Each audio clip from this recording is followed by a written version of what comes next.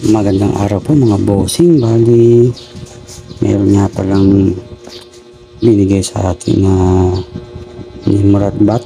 Ito siya mga bossing. Ayan, bali sayang naman kasi nag-convert siya sa PCP.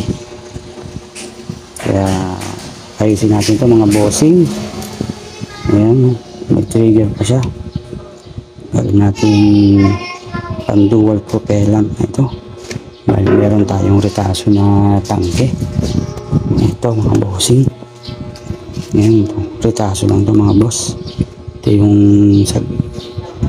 sa kategory natin ay reject na. Binubuo na lang natin kung ano yung pwede natin gawin. Ayan, bali ginawa natin ng receiver. Ayan, ito lalagyan ng gauge. Lalagyan CO2 yung tawag dito CO2 port. Lagyan natin itong dual, pwedeng CO2, pwedeng compressor. Ayan, bali abangan nyo mga bossing pag nabuo ito. Bali dito siya ilalagay. Ayan, ganyan kakalabasan niya, siguro mga nasa 20 inches to o 18 siguro. Ayan mga bossing, gawin natin ito parang pakinabangin, sayang kasi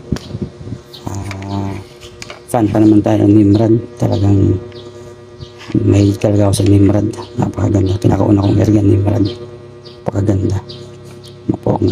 Basic lang yung forma niya pero magandang tingnan. Sa yung trigger niya okay din, malambot kahit na kinakalawang.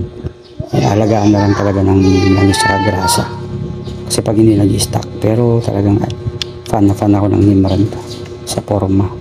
Ito kasi yung pinakauna kong airgun, dito ako natuto. Kaya malapit sa puso ko talaga ng Nimrod.